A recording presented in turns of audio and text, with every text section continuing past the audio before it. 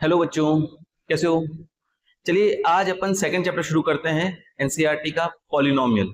अच्छा चैप्टर है, scoring polynomials. इस तरह का एक्सप्रेशन अगर हो p x is equal to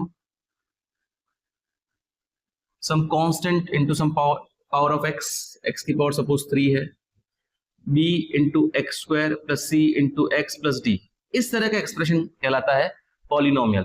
x की जो सारी पावर्स है that should be whole number only, है ना, डेसिमल्स में या नेगेटिव नहीं होनी चाहिए। ये वैसे आप लोगों ने पढ़ाई है जूनियर क्लासेस में। A x square plus b x plus c, this is a polynomial. A x plus b, this is a polynomial. A x की पावर 4, बी एक्स की power 3, c x square, d x plus e, ये भी एक polynomial है। अच्छा, खास बात देखें, x की जो हाईएस्ट पावर होती है दैट इज कॉल्ड डिग्री। इसकी डिग्री है 1, इसकी डिग्री है 1। इसमें x की हाईएस्ट पावर कितनी है बेटा? 2। यहाँ पे x की पावर 1, हाईएस्ट पावर कितनी है? 2, तो डिग्री हो गई इसकी 2। इसमें x की हाईएस्ट पावर कितनी है? 3, तो इसकी डिग्री कितनी हो गई? 3। इसमें x की हाईएस्ट पावर कितनी है बेटा? 4, तो इसकी डिग्री कितनी हो गई? 4। Degree 1, degree 2, degree 3, degree 4 and so on, इस तरह से पॉलिनोमियल चलता जाता है बेटा। अब अपन बात करें पॉलिनोमियल्स के ग्राफ की, तो ग्राफ कुछ इस प्रकार का, कुछ किसी भी प्रकार का हो सकता है वैसे, लेकिन अगर लीनियर है, डिग्री 1 जिसे बोलते हैं, इसे बोलते हैं लीनियर इक्वेशन, लीनियर पॉलिनोमियल। इसे बोलेंगे क्वाड्रेटिक पॉलिनोमियल, जो अपना मेन टॉपिक आज अपना यही है, क्वाड्रेटिक पॉलिनोमियल। ठीक है, जिसमें डिग्री 3 है उसे बोल देंगे क्यूबिक पॉलिनोमियल, और जिसमें डिग्री 4 हो उसको बोलेंगे बाय क्वाड्रेटिक पॉलिनोमियल। बस इतना ही बहुत है आप लोगों को, इसके आगे भी नेमिंग है पर अपन को इतना याद नहीं रखना, अपन को इतना याद रख लेना बहुत। क्यूबिक, क्वाड्रेटिक, लीनियर और ये बाय क्वाड्रेटिक। ठीक है, अगर आप ग्राफ ड्रॉ करते हो किसी लीनियर पॉलिनोमियल का, तो ऑब्वियसली लीनियर का मतलब क्या होता है? इसका देखो वर्ड छुपा, एक लाइन। इसका जो ग्राफ होगा एक लाइन होगा इस प्रकार से, और ये x, भाई जैसे इसका आप एग्जांपल ही समझाता हूं मैं। एग्जांपल अपन लेते हैं, p x suppose equals to है 3x माइनस 6। इसका ग्राफ कुछ इस प्रकार से होगा, बिल्कुल ये ग्राफ होगा इसका। ठीक है, आप ग्राफ ड्रॉ कर रहे हो y equals to p x का, y equals to p x का। x की वैल्यू 0 रखोगे तो y की वैल्यू कितनी आएगी बेटा? -6, तो ये पहला पॉइंट होगा 0, -6। x की वैल्यू 2 रखोगे तो y की वैल्यू कितनी आएगी बेटा? 3 इंटू 2, 6 माइनस 6, 0, तो 2 रखने पे आया 0, 3 रखने पे आएगा 3, 3 3 9 माइनस 6, 3 रखने पे आएगा 3 एंड सो ऑन। इस तरह पॉइंट्स मार्क कर करके ग्राफ बनाएंगे तो ऐसा कुछ ग्राफ बनेगा। अपनो ग्राफ लिटरली बनाना नहीं है, लेकिन आइडिया आपको पता होना चाहिए ग्राफ ऐसे बनता है। क्या किया मैंने बेटा? x की वैल्यू रखी और y की वैल्यू निकालते गए। x की वैल्यू पहले रखी थी 0, तो y की वैल्यू आई -6, देखो 3 इंटू 0 -6, 0 -6 -6। x की वैल्यू रखी 2, तो 3 इंटू 2 6 -6 0, तो y की वैल्यू आई 0। y और px एक ही बात है ना बेटा, जो इसकी वैल्यू आएगी वही px की या वही y की वैल्यू आएगी। सिमिलरली x की वैल्यू 3 रखी तो 3 इंटू 3 9 -6 3 एंड सो ऑन। ये ग्राफ होगा इसका। क्लियर? अब बेटा x की वो वैल्यू जिसके लिए इस पॉलिनोमियल की वैल्यू 0 हो जाए, that is called zero of polynomial. 0, ये वाला 0, न्यूमेरिकल 0 अलग होता है बेटा, न्यूमेरिकल 0 अलग चीज है। किसी पॉलिनोमियल के 0 का क्या मतलब है? x की वो वैल्यू जिसके लिए पॉलिनोमियल 0 बन जाए। तो x की वैल्यू यहाँ पे 2 रखने पर पॉलिनोमियल की वैल्यू 0 आ रही है। ध्यान से देखो, 3 इंटू 2 6 -6, हाँ 0 आ रहा है। तो x की वैल्यू 2 रखने पर यहाँ पे 0 आ रहा है, तो इस पॉलिनोमियल का 0 क्या है? x equals to 2। इस पॉलिनोमियल का 0 क्या है? 2। सिमिलरली अगर आप इसका ग्राफ बनाओगे, ये लीनियर नहीं है, ये क्वाड्रेटिक है। पहली बात ये याद रखना, क्वाड्रेटिक इक्वेशन के लिए जो ग्राफ बनेगा उस ग्राफ का नाम है पैराबोला। पैराबोला मतलब यू आकार का बनेगा। कैसा? देखिएगा,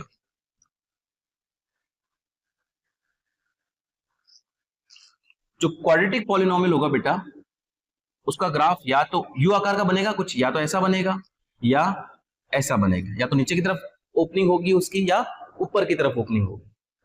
क्वाड्रेटिक पॉलिनोमियल के दो जीरोस होते हैं बेटा, जैसे ये क्वाड्रेटिक पॉलिनोमियल का ग्राफ बनाया था पैराबोला, उल्टा यू या सीधा यू, इसे बोलते हैं बेटा पैराबोला। इसके जितने जीरोस होते हैं उतनी बार ये एक्स एक्सिस को कट करता है। एक्स एक्सिस को कट कैसे करता है, जैसे सपोज ये वाली वैल्यू है -2, एक्स वाई की वैल्यू ऑब्वियसली क्या होगी 0, सपोज ये वैल्यू है +3 सपोज, तो इसके जीरोस जो होंगे वो होंगे -2 और 3। क्यों? एक्स की वैल्यू -2 पे वाई की वैल्यू 0 है, वाई का मतलब वही px, और एक्स की वैल्यू 3 रखने पर भी वाई की वैल्यू 0 है, तो वाई की वैल्यू 0 हो रही है 3 पे भी और -2 पे, तो ये दोनों जो है 0 होंगे इस पॉलिनोमियल px के। सिमिलरली यहां पे सपोज ये कोई वैल्यू है, ये कोई वैल्यू है, x की ये वैल्यू और x की ये वैल्यू, ये ही दोनों वैल्यूज ही इस पॉलिनोमियल के जीरोस होंगे। और इस पॉलिनोमियल कितने जीरोस हैं? 2, ये और ये। इस पॉलिनोमियल कितने जीरोस है? 2, ये और ये। मतलब 2 जीरोस का मतलब है क्वाड्रेटिक पॉलिनोमियल, ये एक क्वाड्रेटिक पॉलिनोमियल, ये भी एक क्वाड्रेटिक पॉलिनोमियल है। अगर किसी पॉलिनोमियल का 3 बार कट करता है एक्स एक्सिस को, 1, 2 और 3, वाई एक्सिस को नहीं देखना है, केवल एक्स एक्सिस को देखना है। एक्स एक्सिस को 3 बार कट करता है तो मतलब इसके कितने जीरोस होंगे? 3 जीरोस का मतलब है क्यूबिक पॉलिनोमियल। सिमिलरली अगर किसी पॉलिनोमियल का ग्राफ एक्स एक्सिस को 4 बार कट करता है बेटा, 1, 2, 3 और 4, तो उस पॉलिनोमियल कितने जीरोस होंगे? 4। मतलब नंबर ऑफ जीरोस कितने होंगे? जितनी बार ग्राफ एक्स एक्सिस को कट करता है। सिंपल सी चीज है, आपके एनसीईआरटी में तो यही है सिंपल। फर्स्ट एक्सरसाइज में यही क्वेश्चन दे रखे हैं, कुछ ग्राफ्स दे रखे हैं और आपको पूछा है कि बताइए इसके कितने कितने जीरोस होंगे। तो सिंपल है, चेक करना भैया इसमें कितने एक्स एक्सिस को कितनी बार काट रहा है, 1, 2, 3, 4, तो उसके 4 जीरोस। ये एक्सिस को कितनी बार काट रहा है भैया, 1, 2, 3, तो उसके 3 zeros, and so on. Simple. अच्छा, एनसीईआरटी में सिंपल से क्वेश्चंस है, लेकिन सीबीएसई ने अच्छे अच्छे क्वेश्चंस में पूछे हैं जो इसके ऊपर बेस्ड है, इसीलिए मैंने आपको लिखवाया है। एक क्वेश्चन मैं आपको लिखवाता हूं, देखना।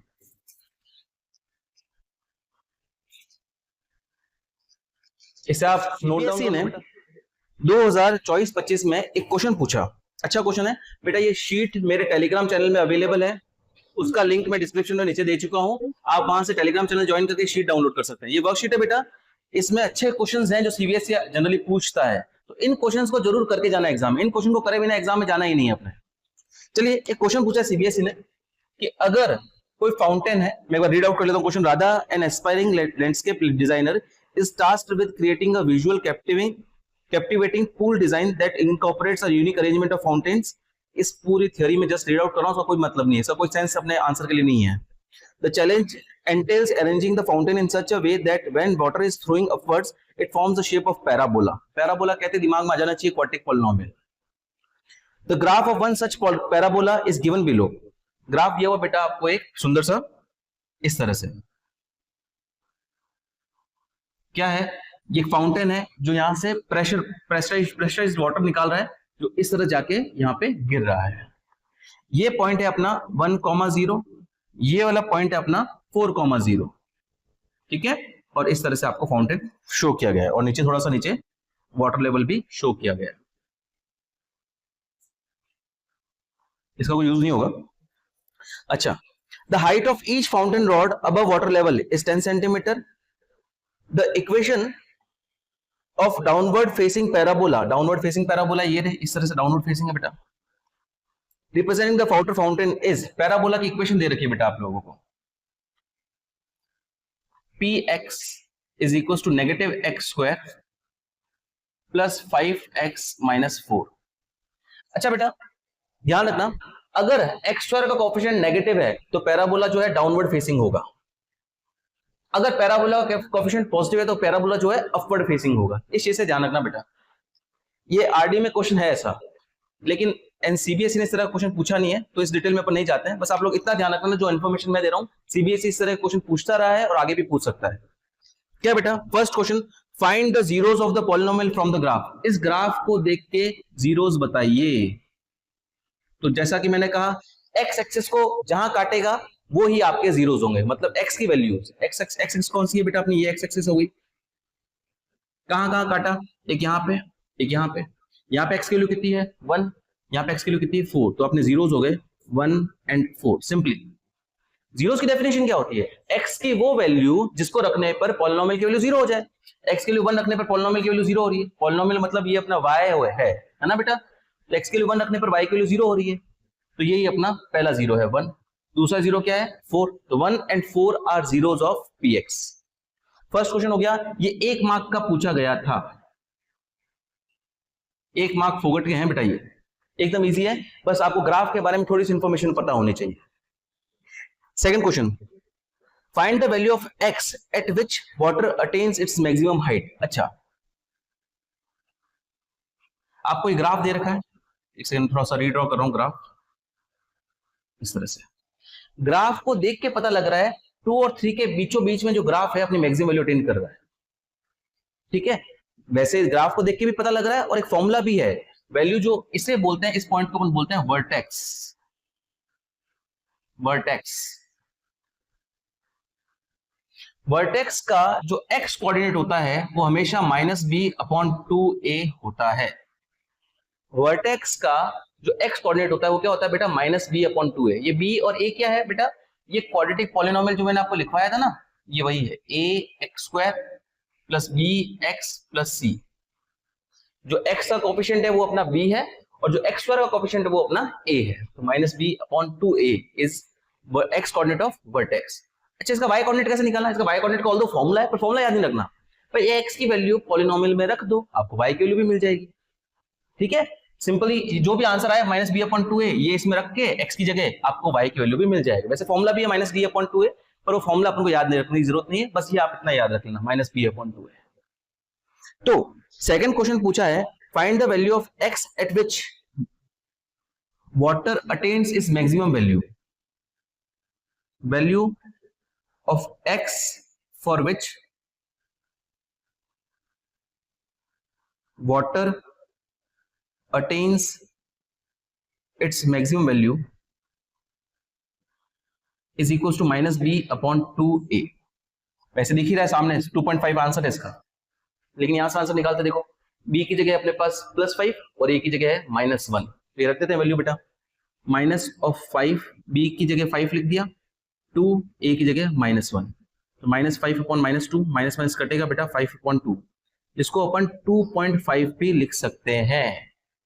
ये 2.5 ये रहा, इन दोनों के बीचों बीच वाली वैल्यू यहाँ पे मैक्सिमम है, ग्राफ में क्लियरली विजिबल है बेटा ये चीज, 2 और 3 के बीचों बीच में जो है मैक्सिमम अटेन कर रहा है। Clear? Next, if h is the maximum height attained by the water stream from water level of the pool, then find the value of h। मतलब भैया ये वाली वैल्यू निकालो मुझे, ये h हाइट बताओ, कितनी हाइट पे पानी गया है, कितनी हाइट पे पानी गया है, ये मैक्सिमम h बताना है। तो ये तो बेटा हाइट कितनी होगी भैया, -b/2a, तो क्या होगा बेटा, ये वाला पॉइंट -b/2a, (0), ये जो डिस्टेंस होगी वो होगी +b/2a, है ना, सॉरी -b/2a। ये b/2a की वैल्यू नेगेटिव आ रही है, तो ये ऑलरेडी नेगेटिव और नेगेटिव मिलके पॉजिटिव बना रहा है, तो -b/2a तो ये वाली वैल्यू होगी, और ये वाली वैल्यू कौन सी होगी बेटा, इस पॉइंट का y कोऑर्डिनेट, इस वर्टेक्स का y कोऑर्डिनेट जो भी होगा वही अपना h होगा। इसके लिए वैसे तो फॉर्मूला है, पर मैंने आपको कहा फॉर्मूला याद नहीं करना, आप सिंपली ये वैल्यू जो है इसमें रख देना तो आ जाएगा। px की जगह तो h रख दीजिए, ये y कोऑर्डिनेट आपका वही px या y एक ही बात है, और x कोऑर्डिनेट अपना -b/2a, -b/2a की वैल्यू अपने पास कितनी आई है 2.5, तो वो रख दीजिए, माइनस का 2.5 का square plus 5 multiply by 2.5 -4, minus का 6.25 प्लस का 12.5 -4, ये हो जाएगा -10.25। इन दोनों नेगेटिव का सम कर दिया मैंने, प्लस का 12.5 कितना हो जाएगा बेटा, 5 का मतलब 50 है, 2.25 will be your maximum height. Simple है, कुछ नहीं किया मैंने, ये जो x की वैल्यू आपके पास आई है 2.5, ये वैल्यू मैंने इसमें रख दी, तो मुझे px की वैल्यू मिल गई। क्लियर? नेक्स्ट, इसी के अंदर थर्ड का आंसर तो अब अपने हो गया, ये वाला, ये थर्ड का आंसर हो गया बेटा। इसके अंदर और में क्वेश्चन पूछा गया है, at what point on x axis the height of the water is above x axis is 2। मतलब भैया x की किस पॉइंट पर जो y की वैल्यू है, मतलब जो y की वैल्यू है, ये y वाटर की जो हाइट है, मतलब ये y की वैल्यू जो है ये वाली, ये हाइट 2 होगी। क्वेश्चन सुनना बेटा, यहां से x की किस वैल्यू पर जो हाइट है ग्राफ की वो 2 होगी, मतलब ये वाली हाइट कितनी होगी 2, ये वाली 2, मतलब इस पॉइंट पे अपना y कोऑर्डिनेट तो होगा 2, ये वाला y कोऑर्डिनेट ही होता है बेटा, ये जो हाइट 2 है ये भी 2 होगा, मतलब y कोऑर्डिनेट तो कितना होगा 2, यहाँ पे x कोऑर्डिनेट क्या होगा ये अपन को बताना है। अच्छा क्वेश्चन है बेटा, ये सीबीएसई ने बेसिक के सैंपल पेपर में दिया था, ये बेसिक का है, बेसिक सैंपल पेपर 2024-25, ये बेसिक का क्वेश्चन काउंट कर दिया सीबीएसई। अच्छे से करना बेटा इसको, स्टैंडर्ड वालों को ऑब्वियसली आ ही सकता है, बेसिक वालों के लिए भी आ सकता है ये क्वेश्चन। एनीवेज, थर्ड का और वाला क्वेश्चन,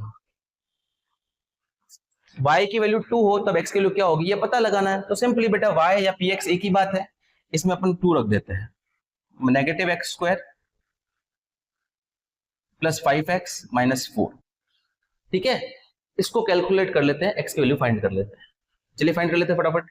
माइनस का एक्स स्क्वायर इधर आएगा, प्लस का एक्स स्क्वायर, प्लस का 5x इधर आएगा, माइनस का x, प्लस 2 माइनस का 4 इधर आएगा, तो प्लस का 4 6 हो जाएगा।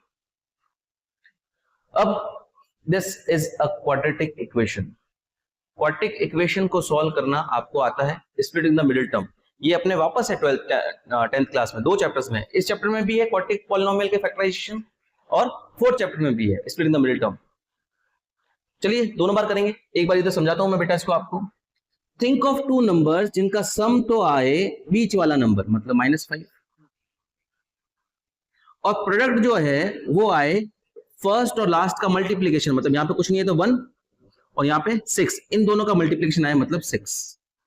ऐसे 2 नंबर सोचिए जिनको जोड़ने पर तो -5 आए और मल्टीप्लाई करने पर 6 आए, ऐसे नंबर्स हैं -2 -3। तो आपके बीच वाले नंबर्स के जो स्प्लिट्स हो जाएंगे वो आ जाएंगे -2 और -3, -5 के स्प्लिट्स हो जाएंगे -2 और -3, 5x है तो -2x और -3x हो जाएगा बेटा, x square plus 6 is equal to 0। Pair बना दो बेटा, x common x minus 2, 3 common x minus 2 again equal to 0,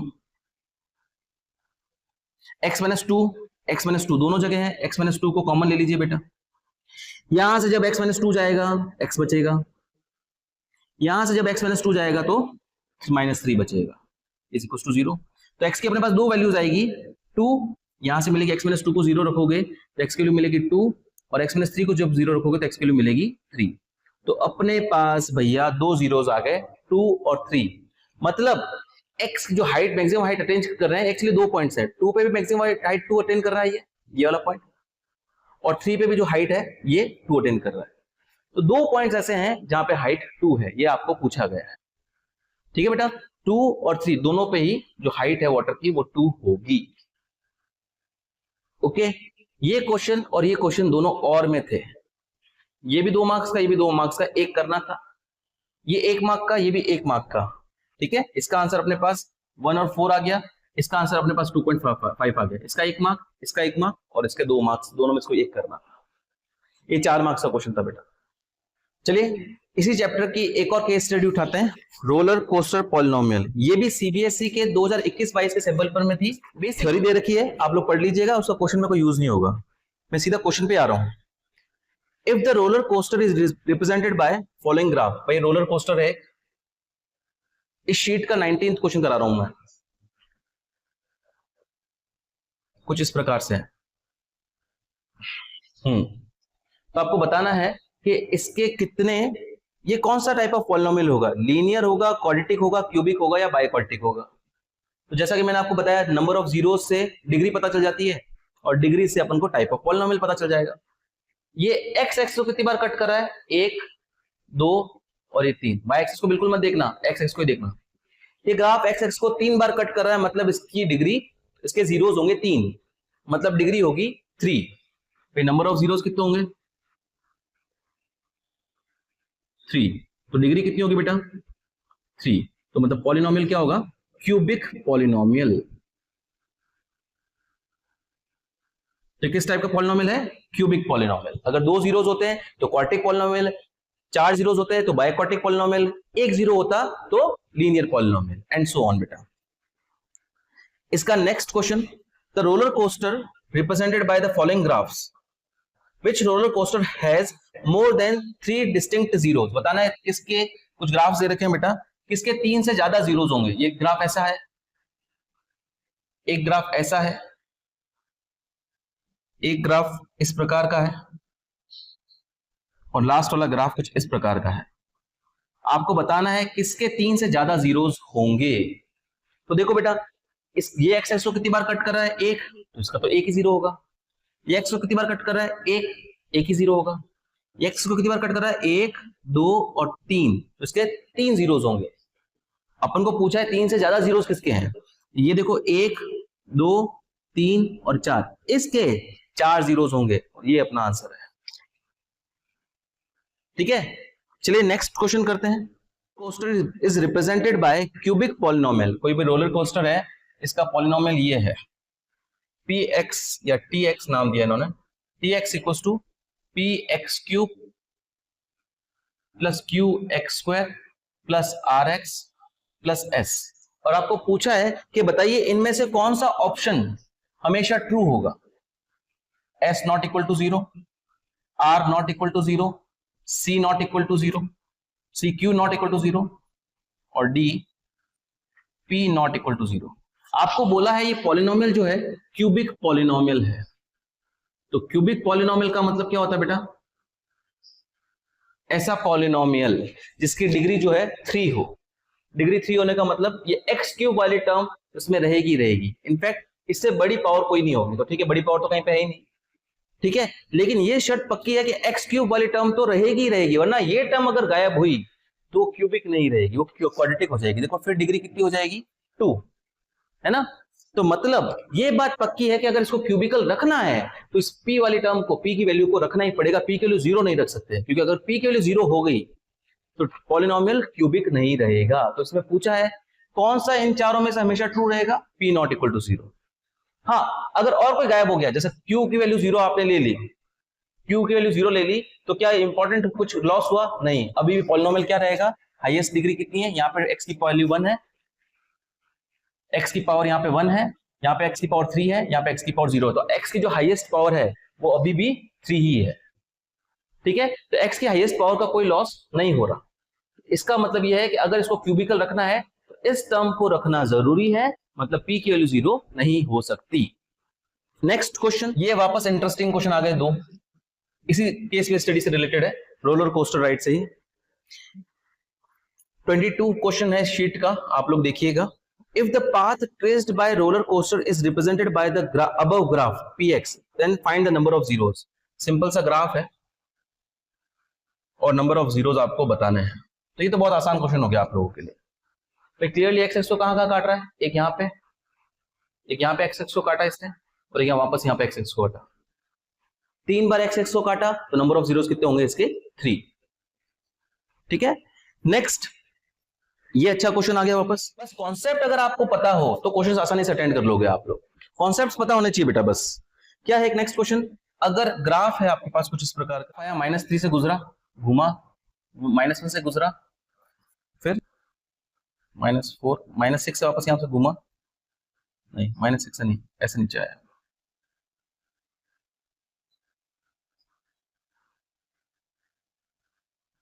ठीक है। आपको इसके जीरोस बताने हैं। तो मैंने आपको क्या बताया था, x की वैल्यूज बता दो जहां जहां पे ग्राफ कट कर रहा है। तो देखो x की यहाँ पे वैल्यू क्या है, -3, ग्राफ को कट कर रहा है। यहाँ पे x की वैल्यू क्या है, -1, और x की वैल्यू यहाँ पे क्या है, 2। क्योंकि इन वैल्यूज पर, x की इन वैल्यूज पर y की वैल्यू 0 हो रही है, तभी इसका कोऑर्डिनेट क्या होगा, -3,0, y की वैल्यू 0 हो रही है, -1,0, और इसका कोऑर्डिनेट क्या होगा, 2,0। ग्राफ पर ये 3 पॉइंट मौजूद है, -3,0, -1,0, -2,0। तो यही 3 आपके जीरोस होंगे। कौन से हैं बेटा, -3, -1 और 2। ठीक है, तो आपका सी ऑप्शन इसका करेक्ट हो जाएगा, बाकी तो कुछ रॉन्ग ऑप्शंस हैं वो रॉन्ग हो जाएंगे। क्लियर। तो ये तो था आपका ग्राफ देखकर जीरोस के बारे में क्वेश्चंस। आप लोग इन क्वेश्चंस को अच्छे से कर लीजिएगा। इस शीट में कुछ एक्स्ट्रा क्वेश्चंस भी हैं, आप लोग उनको भी प्रैक्टिस कीजिएगा।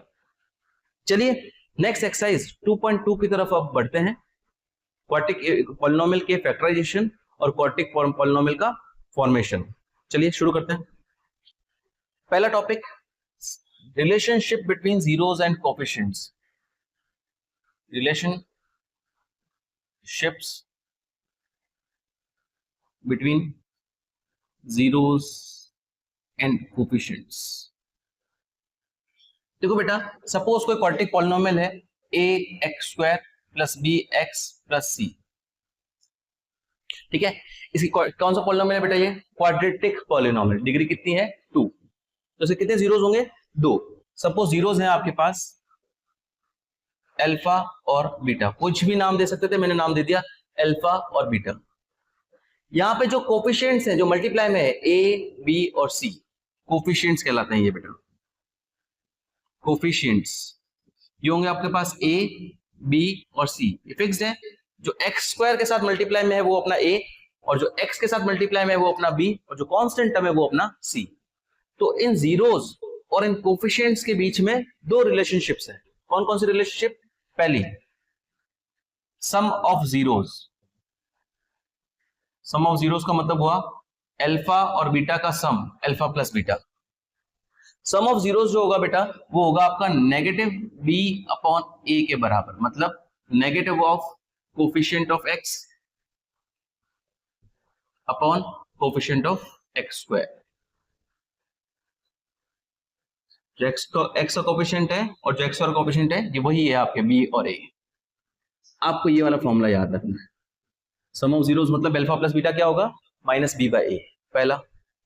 दूसरा रिलेशनशिप है product of zeros. Product of zeros will be equal to, product का मतलब अल्फा इंटू बीटा, ये आपके बराबर होगा c/a के बराबर। c मतलब कांस्टेंट टर्म अपॉन को a मतलब coefficient of x²। Constant term upon coefficient of a²। ध्यान रखना, यहां पे नेगेटिव है, यहां पे नेगेटिव नहीं है। ये फॉर्मूला दोनों आपके वेरीफाई करने के लिए पूछे जाते हैं। क्वेश्चन बता दूं आपको, पहला एनसीईआरटी का क्वेश्चन ही मैं उठा लेता हूं। फर्स्ट क्वेश्चन एनसीईआरटी का जो सीबीएसई 2022-23 में पूछा गया है स्टैंडर्ड के पेपर में। क्या क्वेश्चन आता है बेटा? ये वीडियो पॉज करके बेटा ये आप नोट डाउन कर लेना। Zeros of 6x² - 3 - 7x and verify the relationships between zeros and coefficients।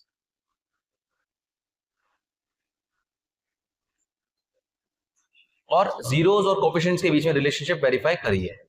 कैसे करना बेटा इसको? पहले तो आपको इसके जीरोस निकालने पड़ेंगे। जीरोस कैसे निकालते हैं? सिंपली वैसे ही, स्प्लिटिंग मिडिल टर्म से।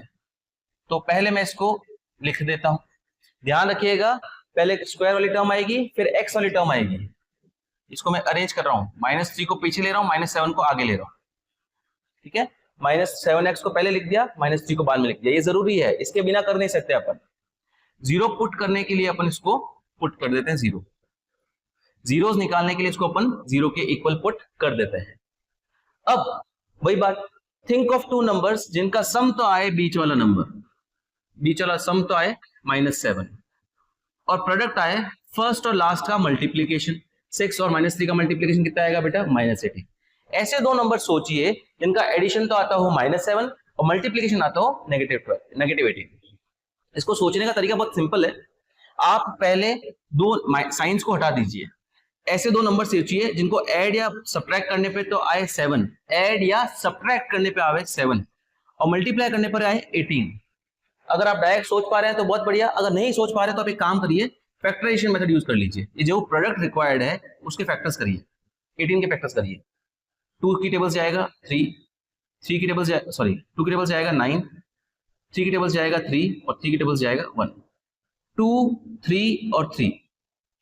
अब दो नंबर्स बनाइए, कुछ मर्जी हो जो कुछ इसमें डालिए, कुछ में डालिए, अलग अलग डाल के ट्राई कीजिए। सपोज मैं एक 2 और 3 यहां डाल देता हूं और एक 3 यहां डाल देता हूं, तो क्या नंबर बन रहा है? 6 और 3। क्या 6 और 3 को ऐड करने पर या सब्ट्रैक्ट करने पर 7 आ रहा है? 18 को चेक मत करिएगा, 18 तो पक्का आएगा ही आएगा। तो 2 और 6 और 3 को ऐड करने पे आ रहा है 9, सब्ट्रैक्ट करने पे आ रहा है 3, नहीं 7 नहीं आ रहा, तो कुछ और पॉसिबल कॉम्बिनेशन ट्राई कीजिए। सपोज मैं इस 2 और इस 3 का बात तो वही रहेगी, मैं काम करता हूं 3 और 3 एक साइड डाल देता हूं और एक 2 एक साइड डाल देता हूं, तो क्या नंबर होंगे बेटा? 3 और 3 9, 3 3 9 और ये 2। क्या इनको ऐड या सब्ट्रैक्ट करने पर 7 आ रहा है? हाँ, सब्ट्रैक्ट करने पर 7 आ रहा है, तो पॉसिबली ये हो सकते हैं 9 और 2। लिख देता हूं मैं।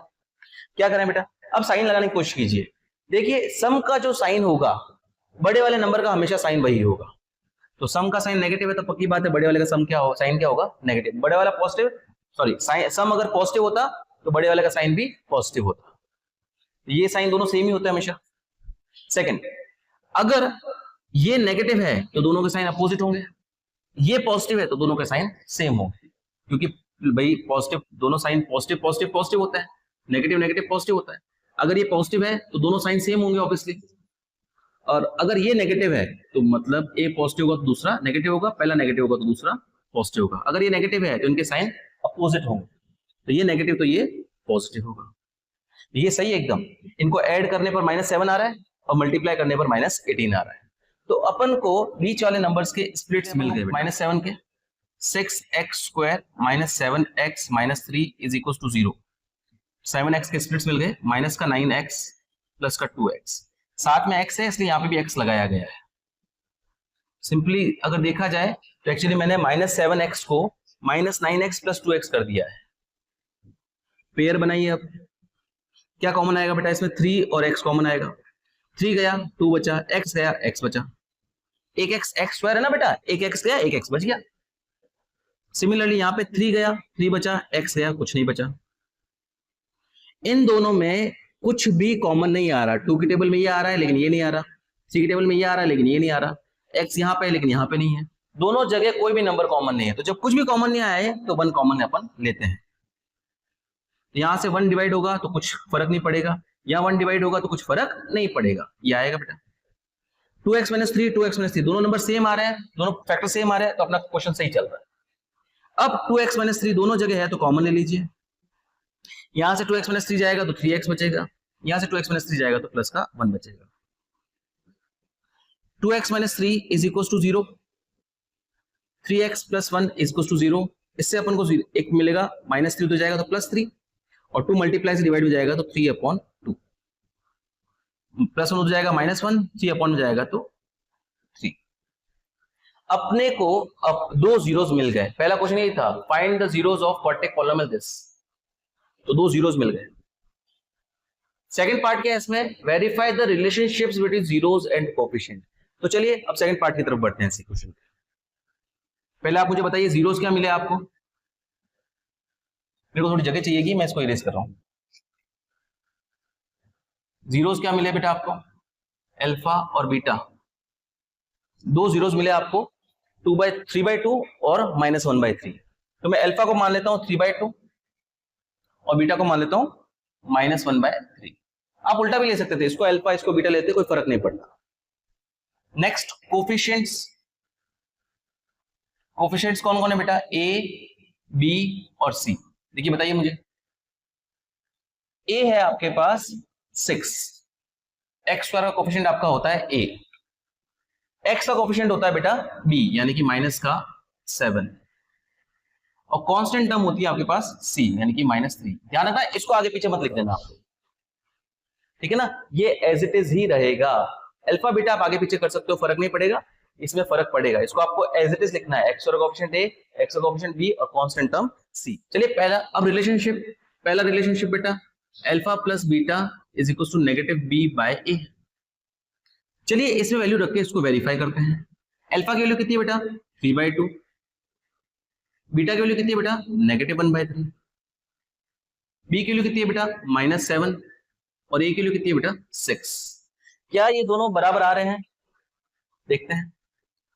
2 और 3 कैल्सियम आएगा 6, 2 6 में 3 बार गया, 3 3 9, 3 6 में 2 बार गया, 2 इधर आएगा -2। Equals to minus minus plus 7/6। 9 plus minus minus होगा, मैं डायरेक्ट ही कर लेता हूँ, माइनस 9 - 2 7/6 और ये भी 7/6, दोनों इक्वल आ गए, हेंस ट्रू। बस ये पहला रिलेशनशिप वेरीफाई हो गया। आपको दोनों रिलेशनशिप वेरीफाई करना है, दूसरा रिलेशनशिप भी वेरीफाई कर लेते हैं बेटा अपन। चलिए दूसरा रिलेशनशिप बताइए, alpha into beta equals to c upon a. बताइए अल्फा की वैल्यू क्या है 3/2, बीटा की वैल्यू कितनी है बेटा -1/3, सी की वैल्यू कितनी है बेटा अपने पास -3, ए की वैल्यू कितनी है अपने पास 6। बस सॉल्व कर दीजिए, 3 से 3 कैंसिल आउट, 1 यहाँ बचा 1 यहाँ बचा, 1 - 1 -1, 2 1 जा 2, ये कटेगा 3 1 जा 3, 3 2 जा 6, -1/2, ये भी दोनों इक्वल आ गए, हेंस ट्रू। सिंपल सी चीज है, ये दोनों बराबर आएंगे ही, पक्की बात, ये दोनों बराबर आएंगे, ये दोनों बराबर आएंगे हमेशा, बस आपको केवल वेरीफाई करना है। तो इस तरह का क्वेश्चन आ सकता है एग्जाम में, ये 3 मार्क्स आया था बेटा। तो इस तरह के क्वेश्चंस की आपको प्रैक्टिस कर लेनी है। एनसीईआरटी में आपके 6 क्वेश्चंस दे रखे हैं इस तरह के, finding the zeros and verifying the relationship. कुछ क्वेश्चंस और अपन सेम टाइप के और कर लेते हैं। सेकंड क्वेश्चन एनसीईआरटी का ये बेटा, एक पॉलिनोमियल आपको दिया हुआ है 4u² + 8u। सेम क्वेश्चन है, इस पॉलिनोमियल के फर्स्टली जीरोस फाइंड करो और फिर रिलेशनशिप वेरीफाई करो। इसमें आप लोगों को ध्यान से देखो तो फर्स्ट टर्म दे रखी, सेकंड टर्म दे रखी, third term constant term missing है। कोई बात नहीं, बढ़िया, ये उल्टा शॉर्ट रहेगा अपना। चलिए ट्राई करते हैं। इसको पहले जीरोस फाइंड करने के लिए इक्वल टू 0 पुट करना पड़ेगा।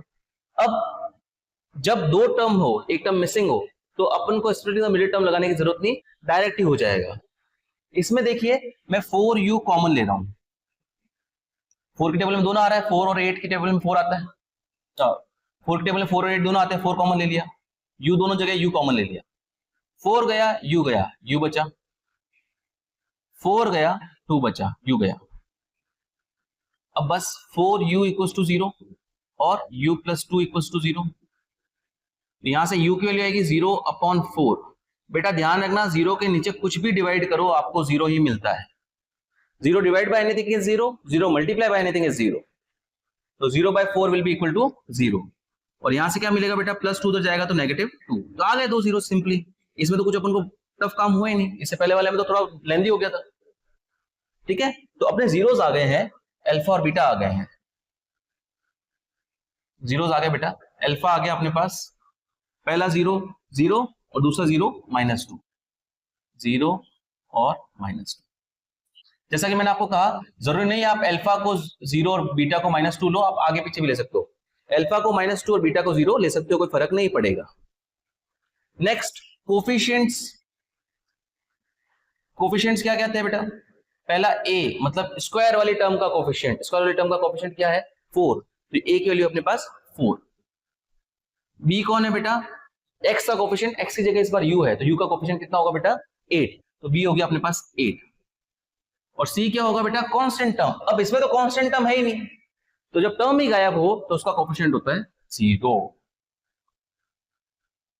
ठीक है बेटा, चलिए अब दोनों रिलेशनशिप वेरीफाई करते हैं। पहली रिलेशनशिप क्या थी बेटा, अल्फा + बीटा = नेगेटिव का b/a। अल्फा की वैल्यू क्या है बेटा 0 और बीटा की वैल्यू क्या है -2 = नेगेटिव, b की वैल्यू क्या है बेटा 8 और a की वैल्यू कितनी है 4। क्या आएगा अपने पास, 0 + 0 की कोई सिग्निफिकेंस नहीं है, +- -2, 0 का कोई सिग्निफिकेंस नहीं लिख रहा हूं मैं, और 4 और 8 कटेगा -2, तो -2 = -2, हेंस ट्रू। पहला वाला बराबर आ चुका है, सिंपल है ये तो। सेकंड वाला ट्राई करते हैं। Alpha into beta = c/a। Alpha की वैल्यू कितनी है बेटा 0 और बीटा की वैल्यू कितनी है -2, सी की वैल्यू कितनी है 0 और a की वैल्यू कितनी है बेटा 4, तो 0 × -2 is 0, 0 into multiply, sorry 0 multiply by anything is 0, 0 divide by anything is 0, दोनों बराबर आ गए, हेंस ये बहुत सिंपल था।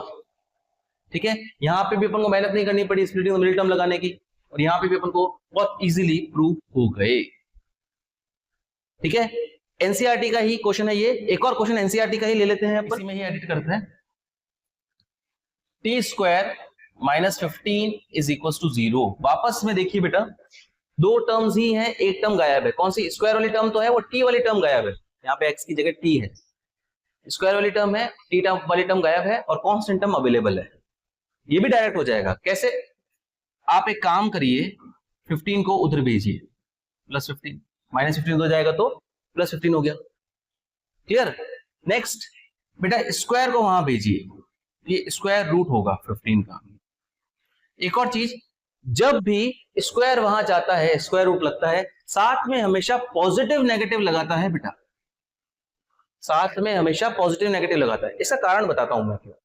अगर सपोज मैं आपको पूछूं x² = 4 का सॉल्यूशन बताइए, सॉल्यूशन मतलब x की वैल्यू, x ऐसा कौन सा नंबर है जिसका स्क्वायर करने पर 4 आता है?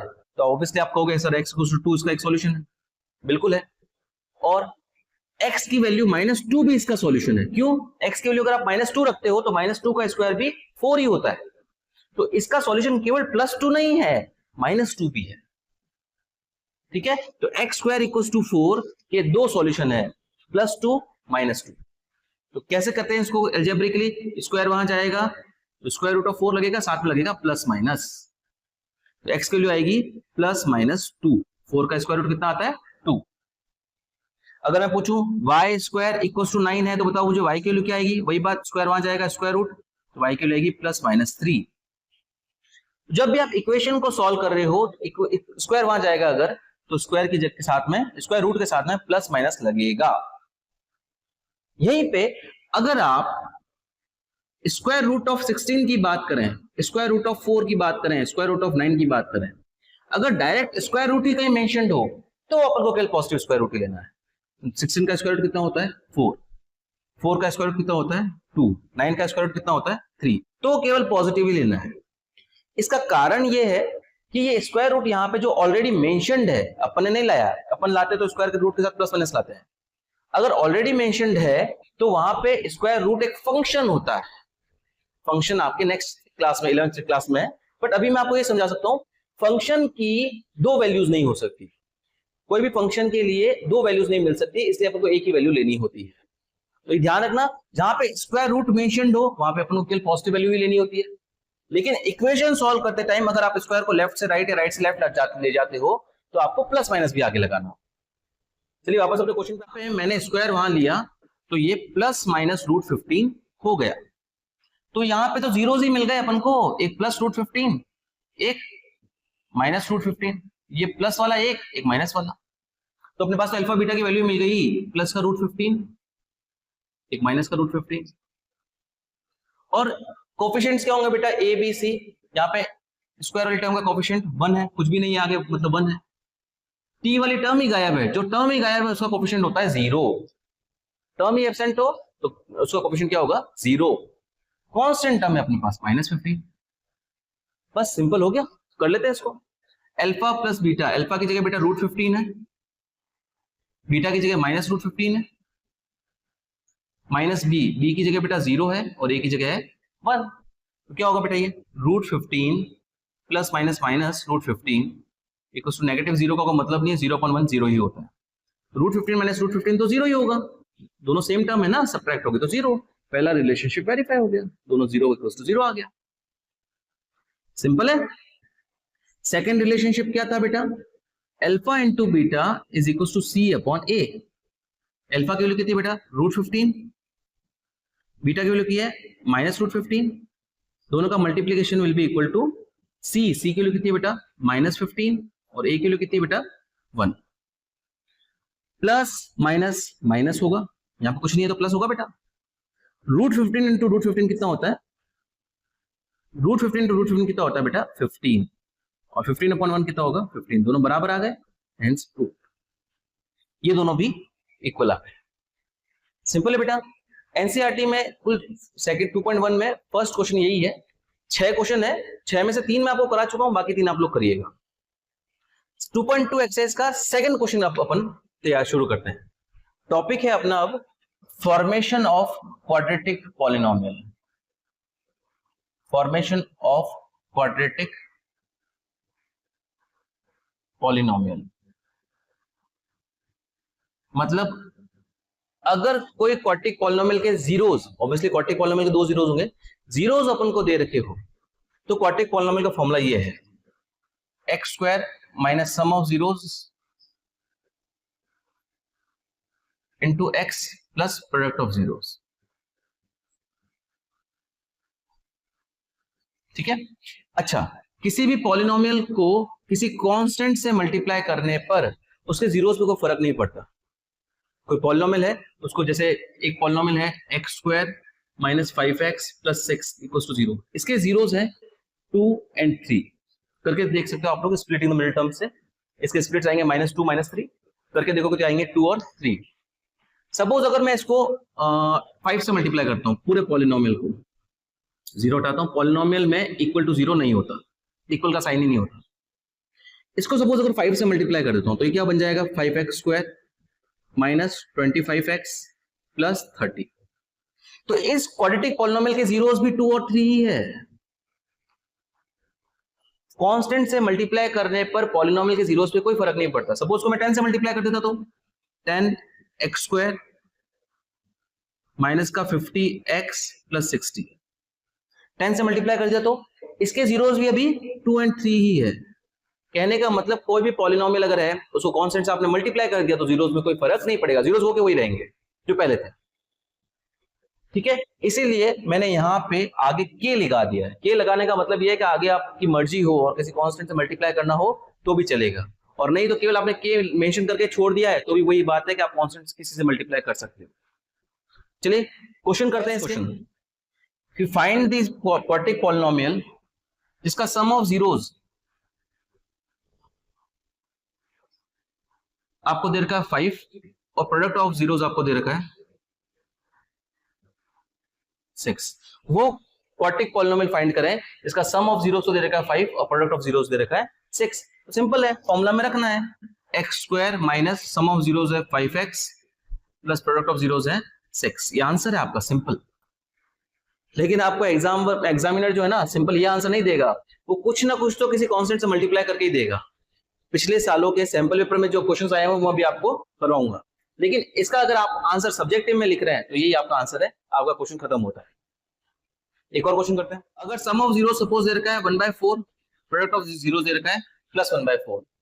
चलिए इसके जीरोस निकालते हैं। कैसे निकालेंगे बेटा, वही बात, x square minus sum of zeros, ये वाला फॉर्मूला लगा रहा हूं मैं, -1/4 इंटू एक्स और प्रोडक्ट ऑफ जीरोस कितना होगा +1/4।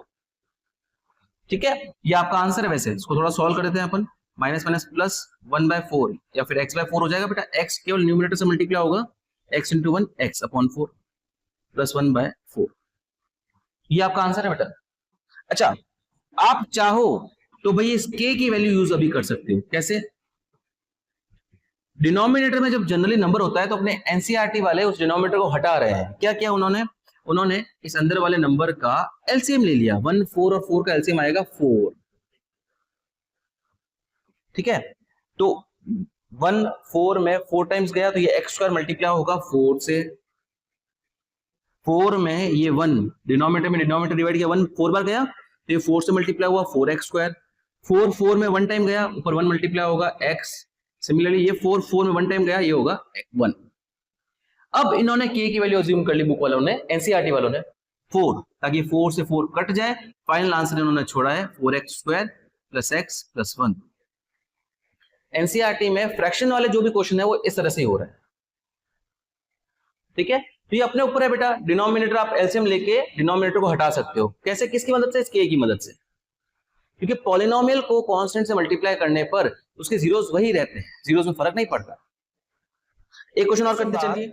अगर मैं आप लोगों को, ये फॉर्मूला आप लोग लिख लीजिएगा, मैं हटा रहा हूं अभी मैंने आपको जो 2 क्वेश्चंस दिए, इन दोनों में मैंने सम और प्रोडक्ट आपको रेडीमेड दिया था। सम आपको दे दिया, प्रोडक्ट दे दिया, आपको सीधा फॉर्मूला में रखना था, आंसर पाना था। 2.2 एक्सरसाइज का जो सेकंड क्वेश्चन है, सेकंड में जो सारे क्वेश्चन है उसमें सम और प्रोडक्ट ही दे रखा है, उन सबको इसमें रखना है एज इट इज और आपका आंसर आ जाएगा। लेकिन क्या हो अगर अपन को जीरोस दे दिया जाए, जीरोस दे दिए जाए 2/5 और -1/5, तो अपना सम और प्रोडक्ट अपन को निकालना पड़ेगा। निकालने के बाद क्वेश्चन में रखना पड़ेगा। कुछ नहीं, सिंपल क्वेश्चन है। सम निकालते हैं बेटा। सम कितना होगा, सम ऑफ जीरोस कितना होगा बेटा, सम मतलब एडिशन, 2/5 प्लस -1/5। 2/5 प्लस माइनस होगा 1/5। एलसीएम लो बेटा, 5 एलसीएम आएगा 2 माइनस 1 कितना होगा 1/5, सम आ गया 1/5 और प्रोडक्ट ऑफ जीरोस कितना आएगा बेटा 2/5 मल्टीप्लाई बाय -1/5, मल्टीप्लाई करो बेटा 2 - 1 2 और 5 5 जो 25। अब सम और प्रोडक्ट आ चुका है, सिंपली इसको अपने फॉर्मूला में रख दो, क्या होगा x² minus sum of zeros into x plus product of zeros. तो सम ऑफ जीरोस कितना है बेटा 1/5 into x, sum of zeros की जगह लिख दिया 1/5 और प्रोडक्ट ऑफ जीरोस की जगह लिख दिया -20 -2/25। यह आंसर अपना आ चुका है, लेकिन अगर अपन चाहें तो फ्रैक्शन को हटा सकते हैं। कैसे? एलसीएम ले लीजिए, 1 5 और 25 का एलसीएम आएगा बेटा 25। 125 में 25 बार गया 25x², 5 25 में 5 बार गया तो 5 से मल्टीप्लाई होगा 5x, 25 25 में 1 बार गया तो -2। अब इस फ्रैक्शन को हटाया जा सकता है, तो अपना पॉलिनोमियल रिड्यूस हो जाएगा 25x² माइनस 5x माइनस 2। ये अपना आंसर है। आप चाहो तो आप फ्रैक्शन को हटा सकते हो, अगर आप नहीं चाहो यहां तक आंसर छोड़ते हो सही है। सब्जेक्टिव में आप ऐसा कर सकते हो, ऑब्जेक्टिव में तो ऑब्वियसली आपको 4 ऑप्शन में से एक ऑप्शन चूज करना पड़ेगा, वहां पे अपने पास कोई ऑप्शन नहीं, वहां पे अपन को करेक्ट आंसर लाने के लिए कुछ ना कुछ कांस्टेंट से मल्टीप्लाई करना ही पड़ेगा। क्वेश्चंस करेंगे तब आपको ज्यादा अच्छे समझ में आएगा। Next question is find the quadratic polynomial whose zeros are this and this. ये 4 ऑप्शन अपन को दे रखे हैं, ऑब्जेक्टिव क्वेश्चन है, सैंपल पेपर 2024-25 स्टैंडर्ड में आया हुआ है। अच्छा क्वेश्चन है, ध्यान से देखना बेटा। तो जब भी जीरोस दे रखे हो, क्वाड्रेटिक पॉलिनोमियल फाइंड करना हो तो फॉर्मूला अपने पास सीधा सा है x² minus sum of zeros into x plus product of zeros. तो चलिए पहले उसके लिए सम ऑफ जीरोस और product of zeros upon calculate कर लेते हैं। सम ऑफ जीरोस क्या होगा बेटा माइनस का √5/2 प्लस √5/2, दोनों सेम है, जीरो सम कितना हो जाएगा 0। प्रोडक्ट ऑफ जीरोस कितना हो जाएगा बेटा माइनस का √5/2 मल्टीप्लाई बाय प्लस का √5/2 माइनस प्लस माइनस √5/2 कितना हो जाएगा बेटा ये 5/2। तो सम ऑफ जीरोस तो आ गया 0, प्रोडक्ट ऑफ जीरोस आ गया 5/2। पॉलिनोमियल क्या होगा बेटा x² minus sum of zeros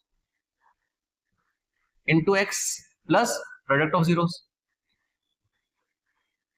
and obviously जैसा कि मैंने आपको बताया मल्टीप्लाई बाय सम k। यहां पर k का खेल है। क्या खेल है बेटा x² minus sum of zeros तो कितना है अपने पास 0 0x, प्रोडक्ट ऑफ जीरोस कितना अपने पास बेटा माइनस का 5/2।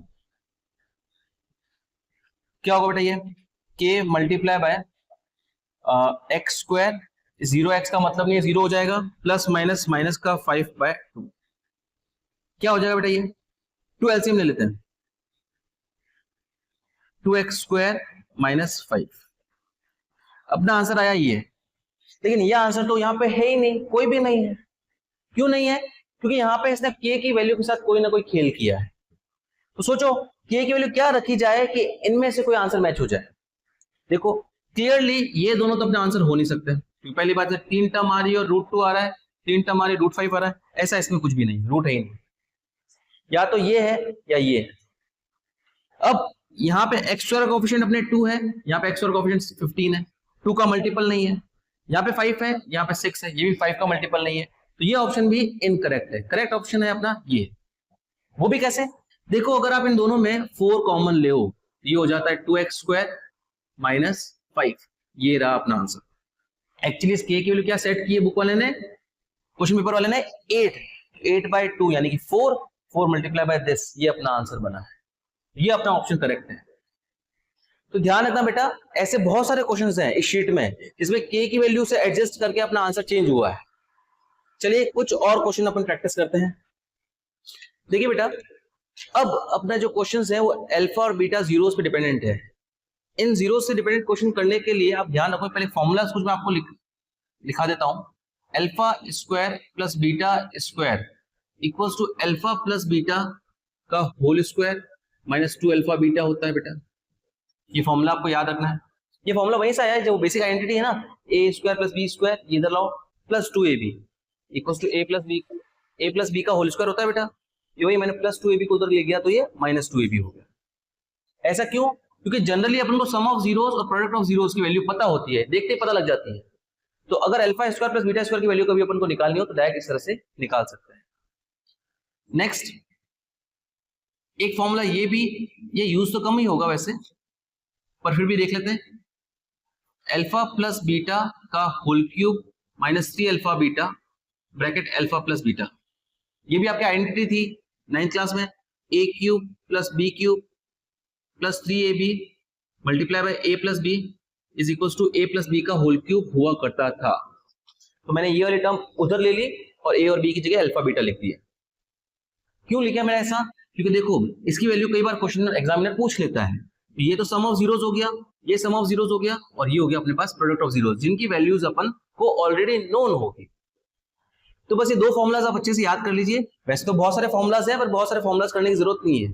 सीबीएसई यही वाला क्वेश्चन पूछेगा अगर पूछना चाहेगा तो, और कुछ दूसरी वैल्यूज पूछेगा, पर उसके लिए और से फॉर्मूला याद करने की जरूरत नहीं। फॉर्मूला मोस्टली यही पूछा गया और आगे भी यही पूछा जाएगा। क्वेश्चन देखते हैं बेटा का 6th क्वेश्चन।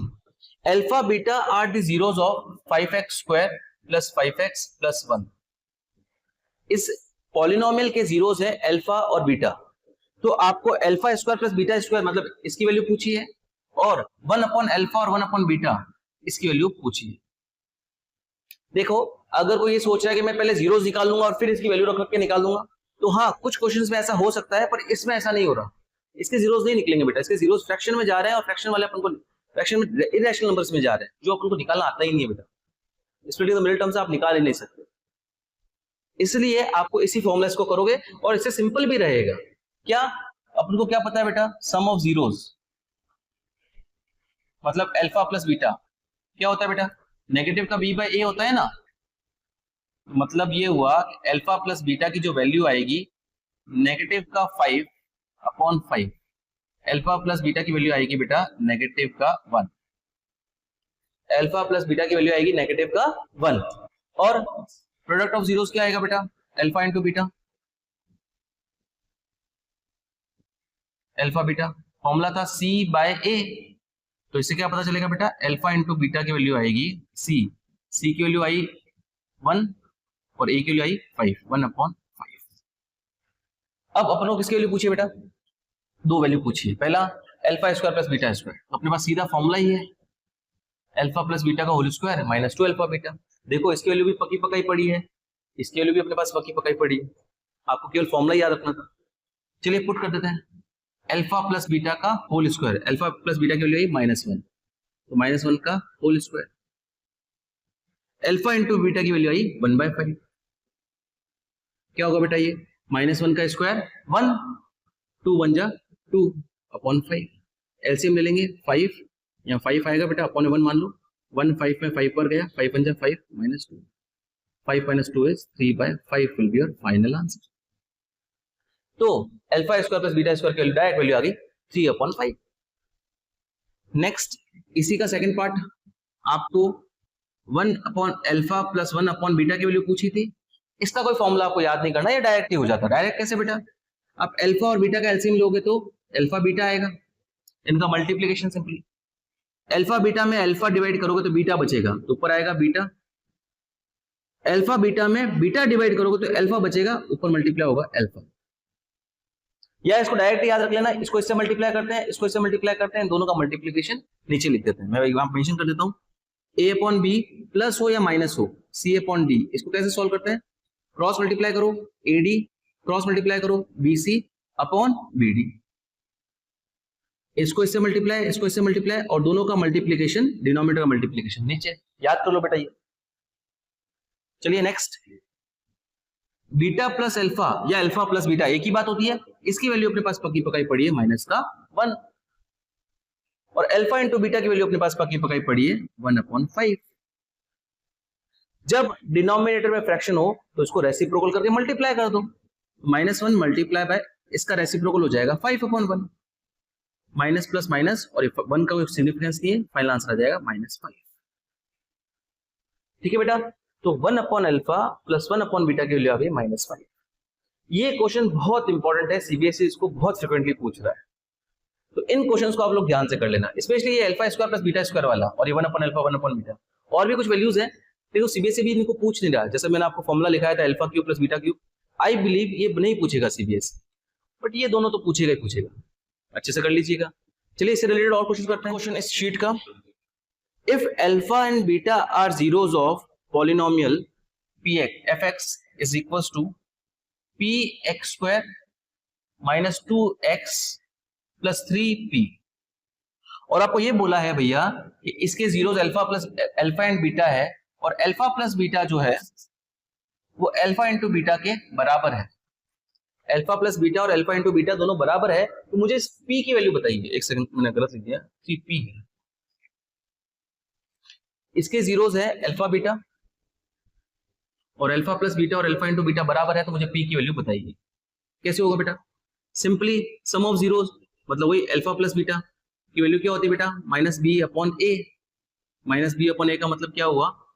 b की वैल्यू, यहाँ पे a की वैल्यू है, यहाँ लिख देता हूं मैं, a की वैल्यू है अपने पास बेटा p, ये ना, b की वैल्यू है अपने पास -2 ये, और c की वैल्यू अपने पास 3p, पूरा कांस्टेंट, ठीक है। चलिए माइनस बी अपॉन ए, तो माइनस का -2 upon p, alpha plus beta की अपने पास वैल्यू आ गई है 2 upon p, alpha plus beta की वैल्यू आ गई अपने पास 2 upon p। Similarly alpha into beta का फॉर्मूला क्या है? c अपॉन a, तो c अपॉन a का क्या फॉर्मूला होगा बेटा? c की वैल्यू क्या आएगी? 3p, और a का मतलब क्या होगा? p। यहाँ पे p से p कैंसिल होगा, तो अल्फा बीटा की वैल्यू आएगी अपने पास ओनली 3। अल्फा बीटा की वैल्यू अपने पास आएगी ओनली 3, बस रख दो।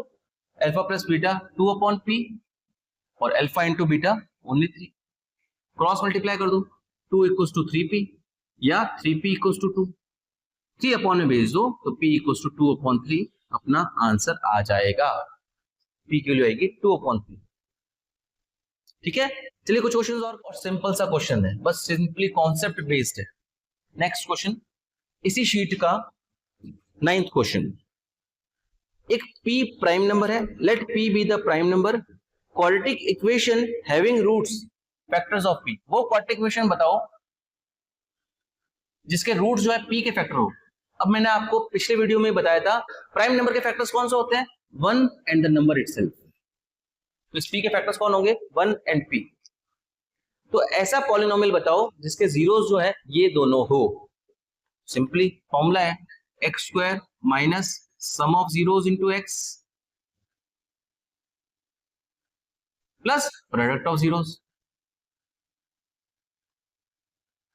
सम ऑफ जीरोस कितना होगा बेटा? p और 1 का सम p प्लस 1, एडिशन ही तो होगा सम का मतलब, प्रोडक्ट मतलब p इंटू 1। क्या आंसर आएगा बेटा? X square minus p plus 1 into x plus p आपका फाइनल आंसर आ जाएगा। b ऑप्शन इसका करेक्ट होगा। ये ध्यान रखना बेटा, फॉर्मूला में नेगेटिव है, या जल्दी जल्दी में आप लोग प्लस कर लेते हैं और आंसर गलत आ जाता है। ये फॉर्मूला में नेगेटिव है, अगर इसके लिए ऑलरेडी और नेगेटिव हुई तो नेगेटिव नेगेटिव पॉजिटिव बनेगा, वरना जो भी वैल्यू इसकी प्लस है तो माइनस रहेगा ही। तो आपका आंसर ये वाला है, इसका आंसर प्लस वाला ऑप्शन भी है लेकिन वो गलत है, ये वाला ऑप्शन करेक्ट है। ओके बेटा, चलिए एक क्वेश्चन और इसी शीट का नेक्स्ट क्वेश्चन, 10th क्वेश्चन। अच्छा क्वेश्चन है बेटा, if zeros of quadratic polynomial, एक क्वाड्रेटिक पॉलिनोमियल है x square plus P x plus Q, इसके जो जीरोस है वो ऑलरेडी जो क्वाड्रेटिक पॉलिनोमियल है 2x square minus 5x plus -3, इसके जीरोस का डबल है। इसके जीरोस निकल रहे हैं, वैसे आप निकालना चाहो तो निकाल के उससे भी कर सकते हो, पर मैं डायरेक्ट कराऊंगा। अगर इसके जीरोस अल्फा और बीटा है तो इसके डबल, या मतलब यहां पे जीरोस 2 अल्फा एंड 2 बीटा होगा। तो अपन को p और q की वैल्यू लानी है, तो क्या तरीका है बेटा? सिंस सम ऑफ जीरोस का क्या फॉर्मूला है बेटा? सम ऑफ जीरोस इसको to negative b by a होता है। सम क्या होगा बेटा? Alpha plus beta equals to negative of b, b का मतलब है यहाँ पे -5 और a का मतलब है यहाँ पे 2, ये a ये b ये c, तो नेगेटिव नेगेटिव कट जाएगा बेटा, तो अल्फा प्लस बीटा की वैल्यू क्या आएगी? 5/2, एक वैल्यू पता चल गई। ठीक है, नेक्स्ट प्रोडक्ट ऑफ जीरोस की भी जरूरत पड़ेगी अपन को। प्रोडक्ट ऑफ जीरोस क्या होगा बेटा, C अपॉन A फॉर्मूला है, alpha into beta. Product of zeros का मतलब है अल्फा इंटू बीटा। C की वैल्यू है अपने पास -3, A की वैल्यू अपने पास 2। ये दोनों वैल्यूज अपने लिए यूजफुल है। यहां पे भी सेम बेटा, सम ऑफ जीरोस कितना होगा बेटा, माइनस का B बाय A। यहां पे जीरोस कौन है, 2 अल्फा और 2 बीटा। B कौन है बेटा, P, और A कौन है बेटा अपने पास 1। 2 कॉमन लोग हैं तो अल्फा प्लस बीटा बचेगा इक्वल्स टू नेगेटिव का P। अब जो अपन ने अल्फा प्लस बीटा की वैल्यू लाई है यहां से 5/2, वो वहां पे यूज करनी पड़ेगी। तो चलिए कर लेते हैं। 2 multiply by 5/2 equals to negative P। तो 2 से 2 कटेगा, नेगेटिव इधर आएगा तो P की वैल्यू आएगी नेगेटिव। सिंपल है। यहां से जो अल्फा बीटा की, अल्फा प्लस बीटा और अल्फा इंटू बीटा की वैल्यू बनी है वो सारी वैल्यूज यहां पे यूज होगी। यहां पे जीरोस है अल्फा बीटा, यहां पे जीरोस है 2 अल्फा और 2 बीटा। प्रोडक्ट ऑफ जीरोस क्या होगा बेटा, C अपॉन A, मतलब अल्फा इंटू बीटा की वैल्यू क्या आएगी बेटा, C के लिए यहां पे है Q, A के लिए है बेटा अपने पास, एक सेकंड में गलत कर रहा हूं, जीरोस का प्रोडक्ट 2 अल्फा इंटू 2 बीटा होगा। ठीक है ना, यहाँ पे जीरोस 2 अल्फा और 2 बीटा है ना। A की वैल्यू है 1, तो क्या हो जाएगा बेटा ये 4 alpha beta is equals to Q। 4 multiply by alpha beta की वैल्यू अपने पास पक्की पकाई है -3/2। क्या होगा बेटा, 2 से 4 कटेगा 2, आंसर आएगा -6। तो फाइनली अपना आंसर आया P की वैल्यू -5 एंड Q की वैल्यू -6। ओके, इस शीट के हर टाइप के क्वेश्चंस मैंने कराने की कोशिश की है बेटा, बाकी के क्वेश्चंस आप लोग प्रैक्टिस कीजिएगा। ओके, इस शीट को करने के बाद आपके टॉपिक्स बहुत अच्छे हो जाएगा। ये टॉपिक पूरा ही सारे क्वेश्चंस आपके अच्छे से कर पाओगे आप लोग। आज के लिए इतना ही। ये शीट आप लोग टेलीग्राम चैनल से डाउनलोड कर लीजिएगा, जिसका लिंक मैंने नीचे दिया है।